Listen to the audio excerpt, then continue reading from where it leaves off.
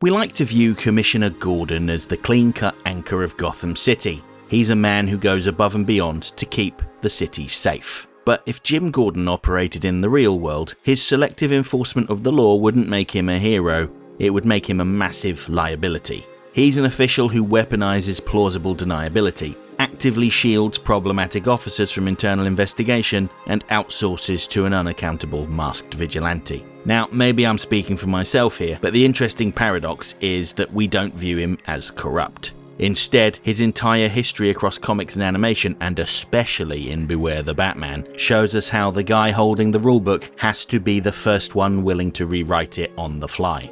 But before talking about what makes Beware the Batman's Jim Gordon stand out, it's important to highlight what came before. Commissioner James Gordon has been part of Batman's world since the very beginning, debuting alongside the Caped Crusader in Detective Comics number 27 in 1939. In his earliest appearances, Gordon's judgment could generously be described as reckless. In Batman's very first case, Gordon casually lets Bruce Wayne accompany him to a crime scene, indirectly enabling Batman's violent vigilantism. For decades, Gordon remained a flat supporting figure. His role was largely transactional. Turn on the bat signal, pass over information, and then congratulate Batman for a job well done. When stories did focus on him, they usually revolved around political crossfire, corrupt mayors trying to oust him, or temporary removals from office. The character changed after Crisis on Infinite Earths, when DC's continuity was reset. In Frank Miller's Batman Year One, Gordon became a complex, multi-layered figure. He was an honest cop transferred to Gotham after he blew the whistle on corruption in Chicago. But Year One also established Gordon's contradictions. He is morally outraged by institutional corruption, yet succumbs to personal failings, like his affair with Sarah Essen while his wife is pregnant. Gordon's defining trait was honesty about his own flaws, and that is how he reconciled working with Batman. He sees Batman as a necessary response to Gotham's collapse. While he technically pursues Batman to satisfy the law, he actively relies on him to do what the legal system cannot. This moral flexibility peaks in The Killing Joke. Even after enduring horrible torture by the Joker, Gordon demands that he be brought in by the book, and this highlights another key trait. He desperately believes in the law but knows that Gotham can only survive through compromises that would be unacceptable anywhere else. While Gordon appeared in early cartoons like The Adventures of Batman, The New Adventures of Batman, and The Super Friends, he was purely an exposition machine. That changed with Batman the Animated Series, though. The show's writers adopted Frank Miller's weary, highly respected version of Gordon, but broadcast censorship forced a massive shift. The writers were banned from depicting widespread institutional corruption, so as a result, the system is safe. Corrupt politicians from the comics like Mayor Hill and Rupert Thorne became generic authority figures or mob bosses, rather than the symbol of systemic rot. And instead of being a lone honest cop fighting a broken system, BTAS's Gordon operates within a broadly functional and mostly trustworthy police force. Despite the softer world, the series preserved Gordon's morally grey pragmatism though. He consistently prioritizes results over anything else. For instance, in the episode POV, Gordon actively undermines an internal affairs investigation to shield Harvey Bullock and Renee Montoya. The episode presents the investigator Hackle, the man obsessed with rules and accountability, as the antagonist, while Gordon's rule-bending is portrayed positively. We see this again in Vendetta when Gordon warns Bullock to stay away from a case before Internal Affairs uncovers potential past misconduct. Gordon knowingly protects Bullock because he gets results, even if he bends the rules. And his mindset is perfectly summarized in the new Batman Adventures episode Over the Edge. When his daughter Barbara tries to confess that she is Batgirl, Gordon stops her. He prefers plausible deniability, because if he officially knows the truth, he is legally bound to act. By refusing to hear what she has to say, and crucially what he already suspects, he preserves the moral compromise that keeps Gotham afloat. And I talked about this in more depth in a separate video all about BTAS's Commissioner Gordon, which I've linked to in the info button, so add that to your watch later list if the subject interests you. But the short summary is that BTAS presents a man whose tolerance for vigilantism and selective justice would make him deeply controversial in the real world. Thankfully, Gotham runs on a different moral logic, most of the time anyway.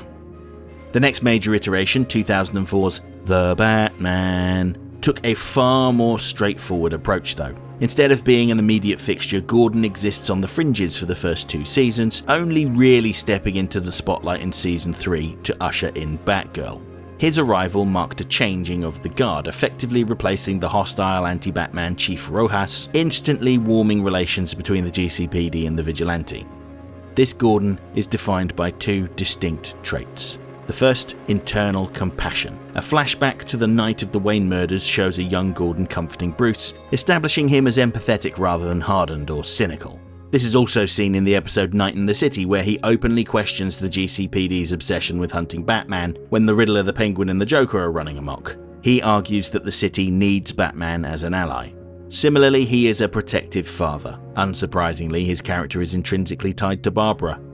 His cooperation with Batman isn't presented as him bending laws, it's shown to be a sensible strategy. He functions as a clean, institutional ally who legitimizes Batman. And this reflects the broader tone of The Batman. It is a sleeker, more optimistic show, more interested in entertainment than anything else. Now, before getting to Beware the Batman, I do have to briefly mention Batman the Brave and the Bold. For a show that was so centered around recreating the Silver Age of comics, I'm a little surprised that Commissioner Gordon was so minor, especially given how in those comics Batman was a deputized agent of the law. But I guess that show was more focused on exposing viewers to the wider DC universe, so perhaps it makes sense. Beware the Batman, meanwhile, is pretty much the exact opposite. Lieutenant James Gordon is a prominent recurring character in the series, and what's more, initially he has zero tolerance for Batman. He is a by-the-books officer, which sometimes causes him to bristle against some of the more lackadaisical officials who just want things to get done. And for the first handful of episodes, Gordon is staunchly anti-Batman and actively tries to arrest him. Even when he sees how Batman is helping to combat more unusual criminals like Magpie, he still wants to bring him in. However, this began to change when Batman helped rescue the victims of Humpty Dumpty, who were trapped inside of mechanical death traps that looked like toy soldiers. It got to the point that Gordon even disclosed Humpty Dumpty's origin to Batman, and how Gordon's relentless pursuit of the law inadvertently harmed him. But his tolerance for Batman only went so far. When Batman caught Tobias Whale, Gordon was outraged. They had been monitoring the site and were fully prepared to arrest Whale by the book. Batman's involvement was not procedure, and so Gordon ordered his arrest for interfering with police business. Now, there may have been a performative element to this because Batman immediately escapes and Gordon tells his men not to bother chasing after him, but the point still stands. For all his talk about upholding the laws and following the book, Gordon is quick to throw procedure aside when his daughter is kidnapped by Whale's villainous lawyer, Milo Match, also known as Phosphorus Rex.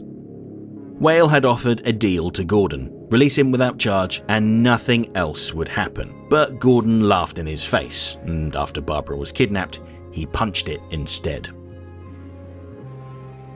Gordon is clearly not someone to be pushed around, and really, he doesn't mind bending the rules if he believes the situation justifies it. Feeling powerless, Gordon turns to Batman for help, and this is the point where their collaborative relationship solidifies. Gordon tells himself that this is a special situation, the only time that it's permissible to bring in a vigilante. Batman can go places he can't and do things that he cannot, for instance. But after this, it's back to normal. And that's not the only way he compromises himself. He takes Whale out of custody and delivers him to Phosphorus Rex. Granted, he believed he'd be able to arrest the two and pay the consequences later, but he didn't know about Rex's powers. After Batman and Katana save Barbara and defuse Rex, Gordon is fully prepared to pay the price for breaking the rules. Batman will not allow this though. Instead, he cuffs Gordon and tells him that he forced Gordon to release Whale to help him track down Barbara. Gordon is the good cop and he is the vigilante. Those are the rules. And that right there is the moment that Beware the Batman's Jim Gordon becomes the Jim Gordon we know. He lies, but it's for good reason. While he frames his working relationship with Batman as only permissible in exceptional circumstances, before long, all circumstances become exceptional. Ra's al Ghul and the League of Assassins take over Gotham and murder Commissioner Carrera. Seeing that the police are powerless to do anything against Ra's, Gordon works with Batman. Or really, it's Barbara that does the assisting as she hacks into their systems, but as her father, he watches over her and protects her while she does the essential work. And because of how he stepped up when others bowed, he got promoted to commissioner in the second half of the series. Here, his relationship with Batman is far more positive, and he acts as the opposite of Harvey Dent, who wants to ride a campaign of anti-vigilantism all the way to the mayor's office. And it's really quite fascinating to compare Dent and Gordon. Technically, Dent is enforcing the law. Vigilantism is a crime. But he's doing it for selfish reasons. He saw an opportunity to use this platform to get elected as district attorney, and then he wants to become the mayor. He doesn't actually care about the law all that much at all. He's deeply dishonest and insincere, lying about Batman's role in his kidnapping and working with anarchy. Frankly, he's a complete hypocrite. Gordon, meanwhile, is technically breaking the law by working with Batman, but he's doing it for a good reason. Batman is a force for good, and he is helping people. And I think that Gordon has the intelligence to see how Batman is making Gotham safer, dealing with threats that the regular police just cannot handle. And that is why he disregards the rules. And when Dent is wounded in an explosion and takes over the mayor's office by force, Gordon resigns rather than be part of Dent's murderous campaign. And while I don't think anyone took that resignation seriously, the gesture mattered. After Dent turned on anarchy and was nearly killed, it was Gordon that came to his rescue. Despite their hostile relationship, he wouldn't stand by and watch a man be killed, although Dent's reaction was far from magnanimous. This really shows us that Commissioner Gordon doesn't hate the rules, but he only enforces them when it makes sense to. And there is another way in which he abuses his position, although this one I find pretty amusing. When Barbara goes on her first date, the Commissioner allocates resources to monitor the pair, just to make sure that no funny business is going on. Yes, it is a colossal waste of money and resources, just think of what those officers could have been doing instead, but it clearly shows us that in Gordon's mind there is a pecking order, and Barbara Gordon is at the top.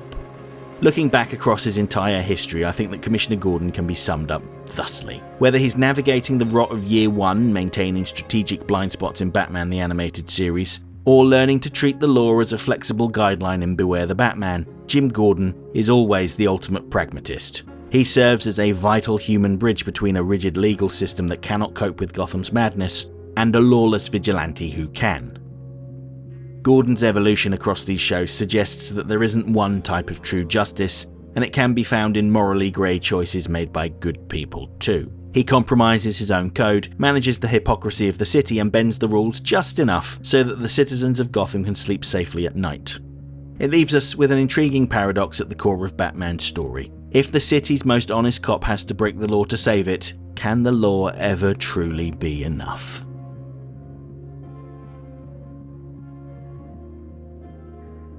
Okay, now comes the part where you tell me what you think about Beware the Batman's Commissioner Gordon. If you have enjoyed the video, hit the like button, share it, tell all your friends about me, because it really helps my channel grow. And speaking of growth, if you're not subscribed, hit the subscribe button too. Now I know that 70% of my viewers are not subscribed and you watch an average of 4.5 videos of mine per month. So if you really want to help me out, hit the subscribe button to help me get even closer to 100,000 subscribers. I swear I have been on the cusp of hitting that target for about 6 months now. If you're already subscribed and would like to provide additional support, you can pick up a copy of my book, Rogues Gallery. It's available now globally on Amazon. Look at that beautiful cover by Batman the Animated Series background painter John Calmette. It's also got a foreword by the legendary director Dan Reba, as well as a moving segment by the late Kevin Conroy talking about love, loss, and the immortal spirit. There are 22 essays in this book about villains seen in Batman the Animated Series, including an exclusive one about the Condiment King that shall remain a book exclusive for the rest of my life. And finally, huge shout out to my channel members whose names have been scrolling by for the last minute or so now. Channel memberships cost $1.99 per month, and you get early access to all of my video essays. Essentially, as soon as they're done, I upload them and make them available to members. There are about 10 available to members right now, including the ones I'm just about to mention in the imaginatively titled section next time. When I return on Monday, I'll go back to the results of my latest The Batman Villain Poll to talk about their version of Killer Croc. And next Friday, in honor of my American viewers' most significant national holiday, I'm going to talk about the Justice League Unlimited episode, Patriot Act. Hope to see you then.